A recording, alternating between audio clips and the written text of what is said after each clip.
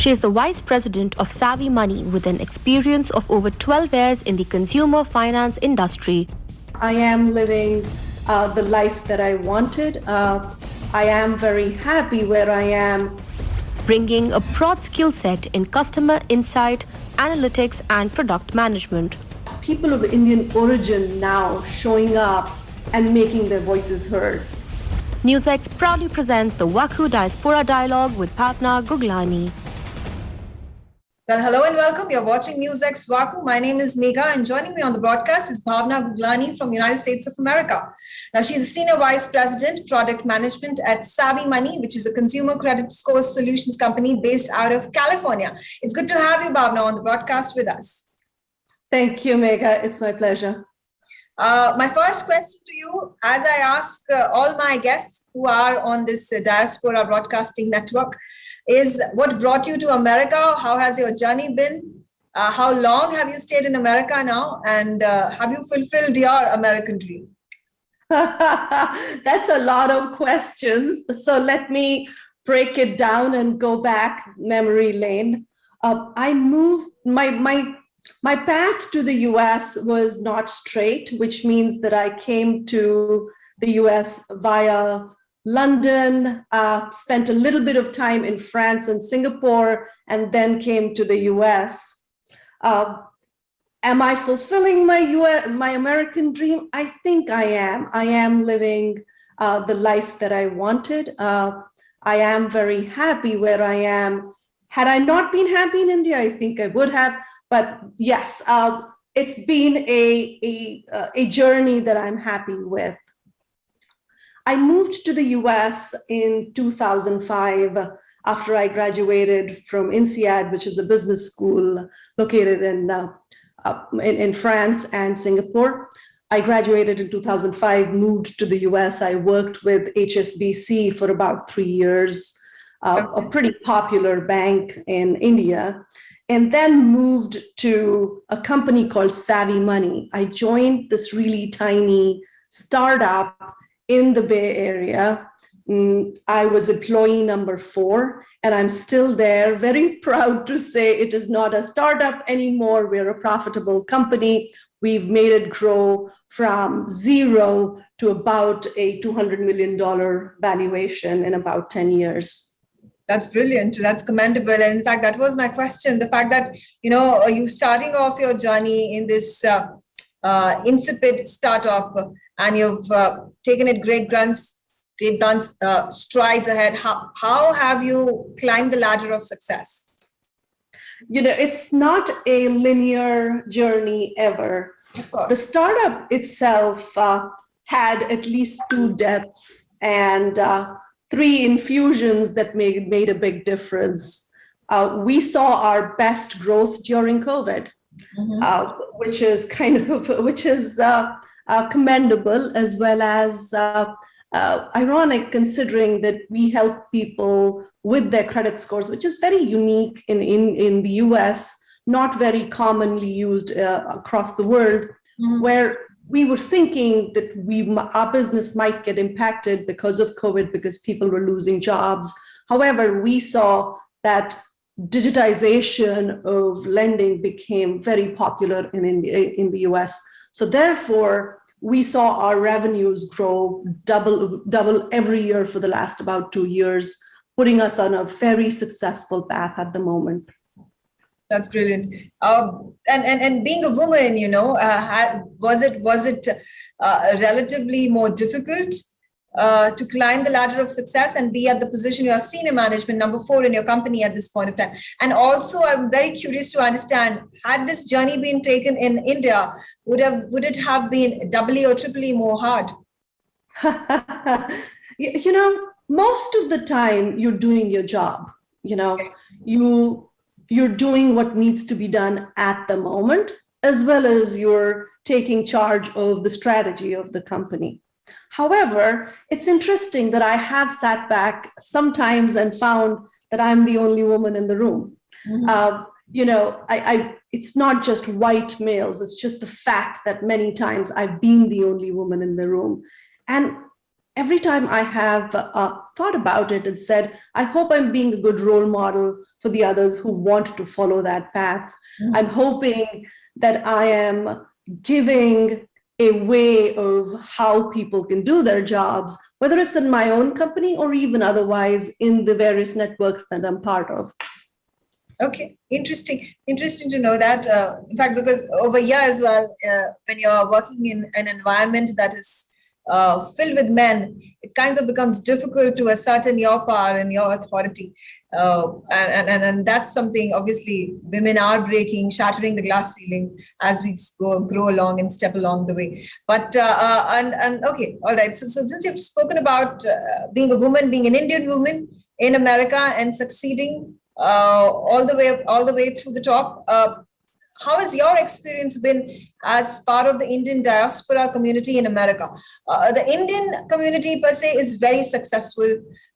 They form a large number of people, large number of community in America, and they are being seen not just in the business platforms, not just in the big tech companies. They have become the faces of companies. They've become faces of the current political organization as well. I'm talking about Kamala Harris, or we talk about Pramila Jayapal, talk about Ro Khanna. They're all part of the Congressional Congress, and that makes Indians proud across the world. How has your experience per se been being an Indian diaspora, part of the Indian diaspora community in America?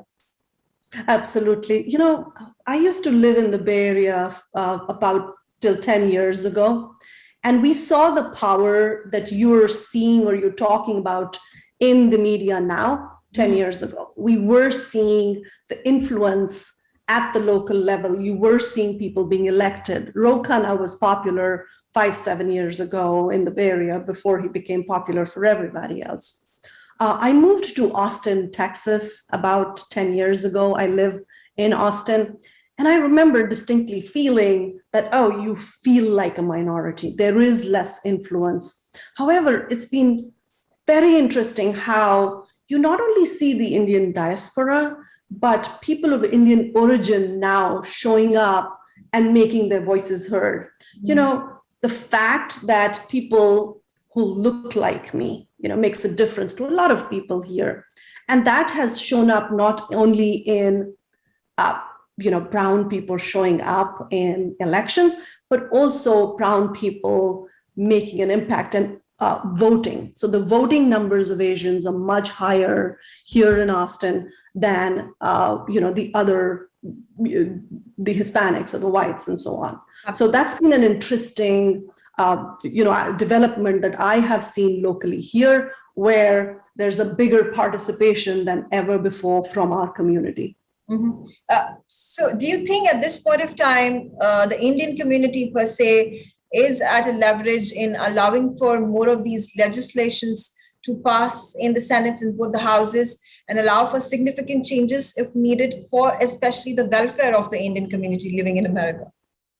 You know, that's a great question. There are a couple of issues that I have followed and seen how they've been promoted. Mm-hmm. One of them is around the green cards, the really long queue of green cards that exists for Indians. And there's a lot more progress in it, but there's a lot more to be done. We haven't been able to get the same level of attention and impact that we should, because we have so many impactful people. However, it's not really getting the attention that it should. Mm-hmm. Okay. Are you also part of the diaspora community organizations or forums in your area? If at all you are there any specific issues? You spoke about green card being an issue, and then there needs to be more that needs to be done for the Indian diaspora community. But are there any other issues that you are strongly voicing at this point of time? I remember in the recent past, there have been a number of issues that have been raised with regards to the kind of misinformation, disinformation that is being spread about the Hindu community. And the people have been enraged about it in terms of these forums that have been formulated, these forums these seminars that are being held by especially the academia of the Ivy Leagues, be it the Harvards or the Stanfords of the world. Are there more of such issues that you face in your daily life, or is it just relegated to the political, socio-political reference when it comes to America and the milieu that we are living in? Good question. I haven't been impacted by this directly, or nor has my family been impacted by any of this. However, it's something that all of us are aware of. It's becoming a lot more, it's voiced a lot. I personally haven't been involved in any of those conversations either. The conversations that I have found myself gravitating towards are around education. That has been something that I'm passionate about. I feel that was one of the big things that made a difference to where I am today. The kind of education that so I went to a publicly or a government-funded boarding school in Haryana. I followed it up with my graduation at St. Stephen's College, and then I went to IIM Calcutta.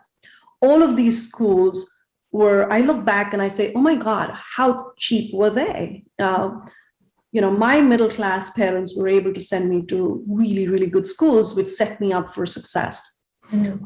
I look back and I say, hey, if there is something that we want to maintain in India, is affordable education and accessible education for everybody. So those are the kind of issues, the kind of organizations I attach myself with. Okay. So one of the organizations that I'm actually part of is called Pratham.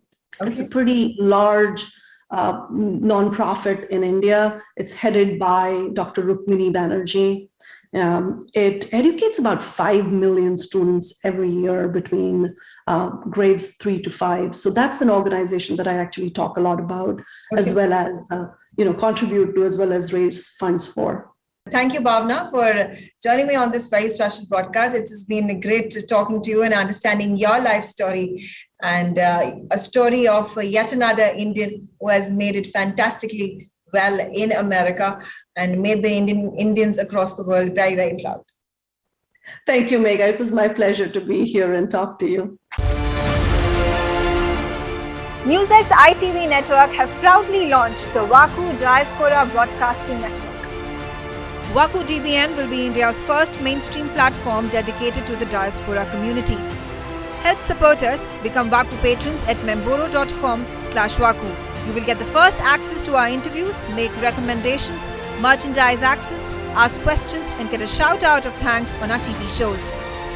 You can also suggest to us who should get the WAKU Golden Chakra Awards, and also tell us who should get into the WAKU Hall of Fame. Limited memberships are available at 100 rupees per month on Memboro WAKU. Sign up now. Log on to memboro.com/WAKU.